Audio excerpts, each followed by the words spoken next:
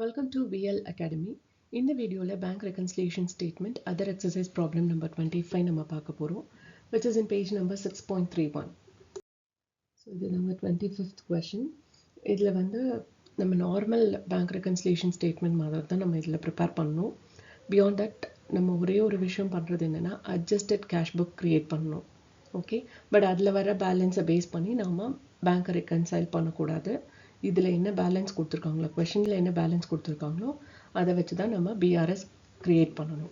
Okay, now let's see how to work out that adjusted cash book. So இந்த adjusted cash book பொறுத்த வரையும் பார்த்தீங்க அப்படின்னா check issued but not presented, check deposited but not credited, இந்த ரெண்டு விஷயத்தை தாண்டி மித்தது எல்லாமே நம்ம இங்கே போடுவோம். இப்போது நம்ம கொஷின் பேசிஸில் நான் உங்களுக்கு சொல்கிறேன், நீங்கள் கொஷின் கையில் வச்சுக்கோங்க, only then you will be able to understand. So இங்கே வந்து bank balance as per cash book. Illustration 13 பார்த்தீங்கன்னா it's a overdraft. அதனால credit side வந்து opening balance கொடுத்துருப்பாங்க. பட் இந்த ப்ராப்ளமில் வந்து நமக்கு பாசிட்டிவ் பேலன்ஸ் தான் இருக்குது. அதனால நம்ம டெபிட் சைட் ஓப்பனிங் பேலன்ஸ் காமிச்சிருக்கோம். ஓகே, அண்ட் நெக்ஸ்ட் வந்து இப்போது உங்களுக்கு ஃபார்மேட்டே எனக்கு தெரியல, கேஷ் புக்கோட ஃபார்மேட் தெரியாது அப்படின்னா ஜஸ்ட் ப்ரீவியஸ் ப்ராப்ளம் ரெஃபர் பண்ணுங்கள். கேஷ் புக்கில் வந்து ஆன் டெபிட் சைடு எல்லா இன்கமும் இருக்குது, கிரெடிட் சைடு எல்லா எக்ஸ்பென்சஸும் இருக்குது. ஸோ அதை மைண்டில் வச்சுக்கோங்க. அண்ட் நீங்கள் இந்த ஒரு சாப்டர் படிக்கிறதுக்கு முன்னாடியே நீங்கள் கேஷ் புக் படிச்சுட்டு வந்திருப்பீங்க, ட்ரிபிள் காலம் கேஷ் புக். அப்படி இல்லைனாலும் அதுக்கான வீடியோஸ் நான் போட்டிருக்கேன், நீங்கள் அதை ரெஃபர் பண்ணுங்கள். ஓகே, ஸோ டெபிட் சைட் எல்லா இன்கமும் வரும், கிரெடிட் சைட் எல்லா எக்ஸ்பென்சஸும் வரும். இங்கே வந்து check deposited but not credited, அது இங்கே வராது. அடுத்தது பேங்க் சார்ஜஸ், இது வந்து பாஸ்புக்கில் அந்த அமௌண்ட்டை எடுத்திருக்காங்க 20 rupees. அப்போ நம்ம இங்கே எக்ஸ்பென்சஸ் சைடு, அதாவது கிரெடிட் சைடு நம்ம அதை காமிக்கணும். ஓகே, ஏன்னா கேஷ் புக்கில் இது என்ட்ரு ஆகலை.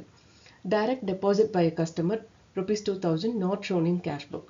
ஸோ இது வந்து 2000 வந்து நம்ம அக்கௌண்ட்டுக்கு வந்திருக்கு, பாஸ்புக்கில் இன்க்ரீஸ் ஆயிருக்கு, அப்போ அதை நம்ம இன்கம் சைட் காமிக்கணும். ஓகே, அண்ட் நெக்ஸ்ட் வந்து cheque issued but presented after 31/12, இதுவும் வந்து இங்கே வராது, cheque issued but not presented தான் அது. அடுத்தது interest collection by bank. So இது வந்து இன்ட்ரெஸ்ட் கலெக்ஷன் பை பேங்க் அப்படின்னா நம்மளோட இன்ட்ரெஸ்ட், அதாவது நம்ம எதுலையாவது இன்வெஸ்ட் பண்ணியிருப்போம், அந்த இன்வெஸ்ட்மெண்ட்க்கு நமக்கு ஒரு interest every month or every year கிடைக்கும், அதை வந்து பேங்க்கே கலெக்ட் பண்ணி நம்ம அக்கௌண்ட்டில் போட்டிருக்காங்க. ஸோ அதனால அதை நம்ம இன்கம் சைட் நம்ம காமிச்சிருக்கோம், அதாவது டெபிட் சைட். ஓகே, இங்கே ரெசெப்ட்னு போட்டிருக்கோம் இல்லையா அங்கே. அண்ட் செக் டெபாசிட்டட் பட் டிஸானர்ட், இது வரும். ஏன்னா நம்ம வந்து செக்கு டெபாசிட் பண்ணியிருக்கோம், செக்கு ஒன்ஸ் ரிசீவ் பண்ணாலே அந்த அமௌண்ட் வந்துடுச்சு அப்படிங்கிற மாதிரி நம்ம டிசைட் பண்ணி கேஷ் புக்கில் என்டர் பண்ணியிருப்போம். பட் இப்போ அந்த 500 rupees வரல. ஓகே, திரும்ப அதை வந்து நம்ம எக்ஸ்பென்சஸ் சைடு காமிக்கணும். ஃபர்ஸ்ட்டு இன்கம் சைடு அந்த 500 போட்டிருப்போம், இப்போ அது இல்லைங்கிறப்போ அதை நம்ம பேலன்ஸ் பண்ணோம்னா நம்ம திரும்ப பேமெண்ட் சைடை அதை காமிக்கணும், 500 rupees. Okay, and next one is making in totalling of cash book in bank on debit side 1000 rupees. So debit side வந்து 1000 rupees எக்ஸஸாக போட்டிருக்காங்க. இங்கே டெபிட் சைடுங்கிறது என்ன, ரெசிப்ட் சைடு. ஓகே, இப்போ அதை வந்து நம்ம ரீகன்சைல் பண்ணணும் அப்படின்னா கிரெடிட் சைடு, அதாவது பேமெண்ட் சைடு அந்த 1000 rupees நம்ம காமிக்கணும். ஓகே, ஸோ அதனால் அதை வந்து நம்ம பேலன்ஸ் பண்ணுறதுக்கு நம்ம திரும்ப தி அதர் சைடு அந்த 1000 rupees போட்டிருப்போம். That is what we have mention here. இப்போ ரெண்டு சைடும் டோட்டல் பண்ணி will get a balancing figure is 5980 rupees. That is the adjusted cash book balance as on 31st December 1996. அது வந்து அட்ஜஸ்டட் கேஷ் புக், அது அதோடு முடிஞ்சு போச்சு, அதுக்கும் இனி இதுக்கும் சம்மந்தம் இல்லை. இது நம்ம நார்மலாக ஒர்க் பண்ணுற மாதிரி நம்ம பேங்க் ரெக்கன்சிலேஷன் ஸ்டேட்மெண்ட் ஒர்க் பண்ண போகிறோம். ஸோ இங்கே balance as per cash book என்ன கொடுத்துருக்காங்க, 5000 rupees. அதுதான் நம்ம ஃபர்ஸ்ட்டு ஸ்டெப்பாக போட்டிருக்கோம். அடுத்தது cheque deposited but not credited by bank. Once cheque நம்ம ரிசீவ் பண்ணாலே அந்த அமௌண்ட் நமக்கு வந்துடுச்சுன்னு சொல்லி நம்ம கேஷ் புக்கில் ஆட் பண்ணியிருப்போம். இப்போ அந்த அமௌண்ட் இன்னும் அந்த 31/12/1996 அன்னைக்கு வரலை. அப்போ நம்ம என்ன பண்ணணும், அதை லெஸ் பண்ணி காமிக்கணும். ஃபஸ்ட்டு நம்ம ஆட் பண்ணியிருப்போம், இப்போ அது வரலைங்கவும் அதை நம்ம லெஸ் பண்ணுறோம். ஓகே, அடுத்தது பேங்க் சார்ஜஸ் 20 rupees வந்து நம்ம அக்கௌண்ட்டை விட்டு வெளியில் போயிடுச்சு. ஸோ அப்போ கேஷ் புக்லேயும் அது வெளியில் போன மாதிரி காமிக்கணும். ஸோ அதுக்காக அதை லெஸ் பண்ணியிருக்கோம்.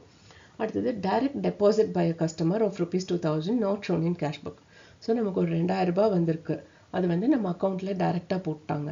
அப்போ நம்ம கேஷ் புக்லேயும் அந்த 2000 ரூபாய் உள்ளே வந்திருக்குங்கிற மாதிரி நம்ம ஆட் பண்ணணும். So that is what we have added. அடுத்தது cheque issued but presented after 31/12/96. It means cheque issued but not presented. So இங்கே வந்து cheque issued but not presented அந்த 4000 நம்ம ஆட் பண்ணணும். ஏன்னா ஒன்ஸ் செக் இஷ்யூ பண்ணாலே நம்ம வந்து அந்த அமௌண்ட் நம்ம கையை விட்டு போயிடுச்சுங்கிற மாதிரி லெஸ் பண்ணியிருப்போம். பட் இப்போ இன்னும் அந்த 4000 நம்ம அக்கௌண்ட்டில் தான் இருக்குது. அவங்க அந்த செக்கை காமிச்சு இன்னும் அந்த 4000 நம்ம அக்கௌண்ட்லேருந்து வாங்கிக்கல. ஓகே, நம்ம யாருக்கு கொடுத்தோமோ யாருக்கு இஷ்யூ பண்ணுமோ அவங்க வாங்கிக்கல. அதனால அந்த 4000 நம்ம ஆட் பண்ணுறோம். அடுத்தது interest collection by bank. So நம்ம அக்கௌண்ட்டில் 500 rupees இன்க்ரீஸ் ஆயிருக்கு. அப்போ கேஷ் புக்லேயும் அதை இன்க்ரீஸ் பண்ணி காமிக்கணும். ஸோ அதுக்கு ஆட் பண்ணணும் நம்ம. அடுத்தது cheque deposited dishonoured. So cheque deposited டிஸானர்ட்னா ஒன்ஸ் நம்ம செக் ரிசீவ் பண்ணாலே அந்த 500 rupees நம்ம கைக்கு வந்துடுச்சு அப்படின்னு நினைப்போம். ஓகே, ஸோ அது வந்து இப்போ வரல, அந்த செக்கு டிஸானர்ட் ஆயிடுச்சு. இனி வந்து அது வராது, வேற ஒரு ஃப்ரெஷ் செக்கு தான் நம்ம ரிசீவ் பண்ணணும். அதனால அதை வந்து இங்கே லெஸ் பண்ணி காமிக்கிறோம். ஃபஸ்ட்டு நம்ம வந்துருச்சுன்னு ஆட் பண்ணியிருப்போம், இப்போ அது வரலங்கவும் நம்ம லெஸ் பண்ணணும். Okay, next one is mistake in total of cash book in bank column on debit side. So cash புக்கில் வந்து 1000 rupees அதிகமாக இருக்கிற மாதிரி காமிச்சிருக்கோம். ஓகே, அதை நம்ம சரி செய்யணும்னா அந்த 1000 rupees லெஸ் பண்ணி காமிக்கணும். அதனால் நம்ம அதை லெஸ் பண்ணியிருக்கோம். இப்போ ஆட் பண்ண வேண்டியதெல்லாம் நம்ம டோட்டல் பண்ணோன்னா இட் கம்ஸ் அரௌண்ட் 6500. லெஸ் பண்ண வேண்டியதெல்லாம் டோட்டல் பண்ணோன்னா 4520 rupees. So 5000 + 6500 - 4520 rupees is 6980 rupees. That is bank balance as per passbook. இந்த வீடியோ வாட்ச் பண்ணதுக்கு ரொம்ப ரொம்ப தேங்க்ஸ். இந்த வீடியோ நிஜமாவே இன்ஃபர்மேட்டிவாக இருக்குன்னு ஃபீல் பண்ணிங்கன்னா லைக் பண்ணுங்கள், ஷேர் பண்ணுங்கள் அண்ட் சப்ஸ்கிரைப் பண்ணுங்கள்.